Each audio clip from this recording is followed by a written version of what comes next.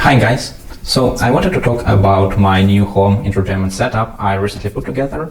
I find it pretty fascinating how affordable these home cinema experience have gotten, and that you can put together a very good system for under 1500 euros, even in Europe. It's especially cool in times like these when you can't go out anywhere. So at the core of it, we have Sony XF 9005 TV in 65-inch size. This is a very good mid-range TV and top-of-the-line LED set, basically, aside from some Samsung QLEDs. But the main reason I went with it was its price. I picked it up from a local store for around 950 euros or 1000 euros with delivery. Now, with any TV or projector, the first thing you need to figure out is the size. Fortunately, it's quite simple to do. PTE and THX recommend that your display views 40 degrees of your vision. This means that if you sit 2 meters and 15 centimeters from your TV, like I do, you should go for about 70 inches. Unfortunately, the price difference between 65 and 75 inches is enormous, exactly 2 times actually.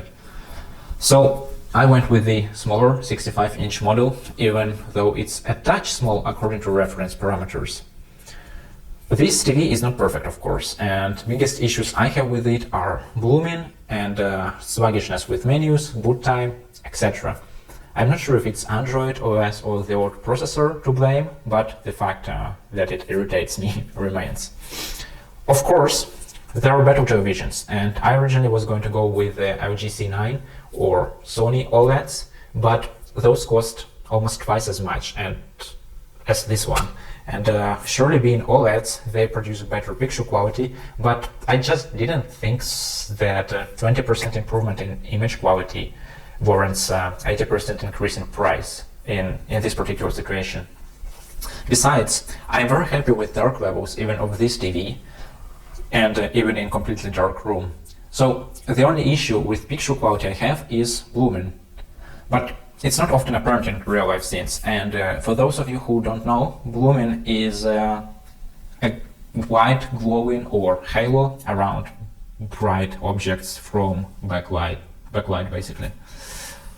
Yeah, so like I said, it's not very apparent in real life scenes. However, it's very noticeable with pure white on-screen subtitles, especially if the movie was shot in wide aspect ratio and there are pure black bars underneath the picture.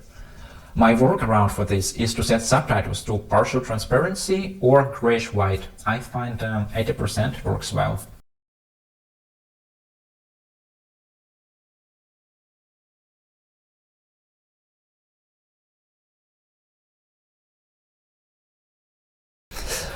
Still, if you have a bigger budget for your setup, just under 3000 euros, you should go with the LG C9 or Sony OLEDs. They cost about 1800 euros in a 65-inch size, and I will talk about upgraded audio system to go with them in the next part of this video. By the way, naturally, all the products I mentioned can be found in video description below. So this covers the image side of things. Once again, it is Sony XF 9005 and it's a great value, arguably the best out there. You can also check out newer model from Sony XG 9505. They are basically identical, with the latter having a more powerful processor. So moving on, after image side of thing is taken care of, the next and most important thing in entertainment setup is of course audio. And here I went with Video HB 36512-F6 soundbar. What a great and easy name, right? It cost me about $400 or 350 euros with shipping from the USA. This is refurbished unit I bought off B&H Photo, and import tax and shipping add up to half of the final cost. But it still was cheaper than 500 euros it's being sold on Amazon.de. Now, as to why this particular soundbar. In audio-video circles, enthusiasts don't usually like soundbars that much, and there are good reasons for that. However, nothing beats the simplicity of the setup and budget friendliness of the soundbar. And as to sound quality limitations, you can quite easily get around of it with these little guys. Let me show you right here. Yes, this soundbar has dedicated surround speakers, and it's what makes all the difference in the world. Not once or twice I saw my wife and friends turning their heads through the sound coming from behind them, and it always made me smile. In fact, I feel more immersion thanks to these surround speakers than I do with upfiring and ricocheting from the ceiling height speakers. To be clear, you can hear the difference, but for me, these height sounds sound like they're coming from somewhere unclear rather than from above, or in more scientific words, the sound is too diffused. Now, back to the shortcomings. Of course, none of the soundbars will beat the flexibility and modularity the standalone receiver will give you, but 8-channel receivers with Atmos support, and you need 8 channels, 5 for speakers, 1 for the sub and 2 for high speakers, already cost about 600 euros, and you will need speakers and wires and much more effort to set it up on top of that. So I think soundbars with dedicated surrounds or back speakers are the best of both worlds. As to upgraded pick, you can go with the Samsung Q90R soundbar. This was the one I was going to buy originally, but then I found the way to order this visual one from the US. B&H Photo or Amazon stores, as these soundbars are not available in Europe, are a great way to get it.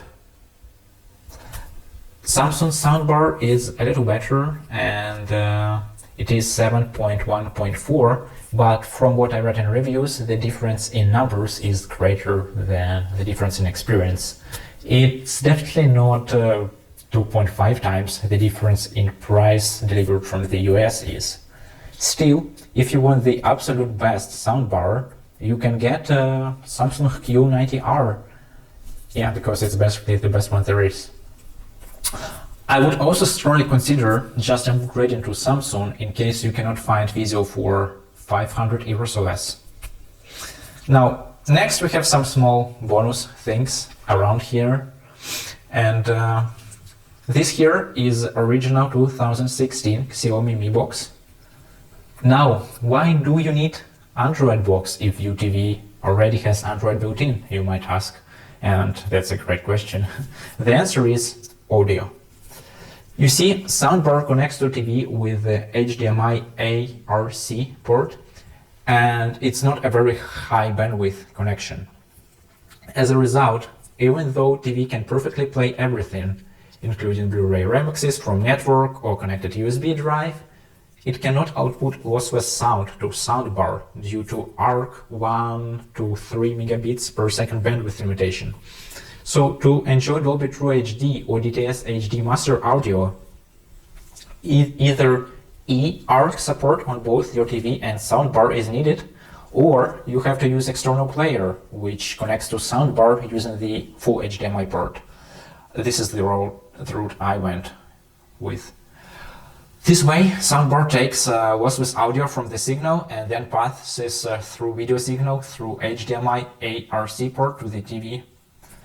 Sounds probably a bit complicated, but here, look, this is full HDMI cable coming from the player into soundbar and another one from the soundbar to the TV. With this setup, TV can also output sound, just not in lossless format, to soundbar, so when you watch Netflix, for example, you still get Atmos sound without the need to switch any cables around. And the reason it's better to use Netflix app on TV as opposed to MiBox is because the latter doesn't support Dolby Vision HDR standard, while this TV does. And the Netflix's audio, even with Dolby Atmos, is still compressed Dolby Digital Plus container, so you don't lose anything there. By the way, if you decide to go with upgraded picks, LG C9 and Samsung Q90R, they both have support for ARC. So in that case, you don't need a separate streaming box or player. Your TV can be your player and output highest quality audio to soundbar.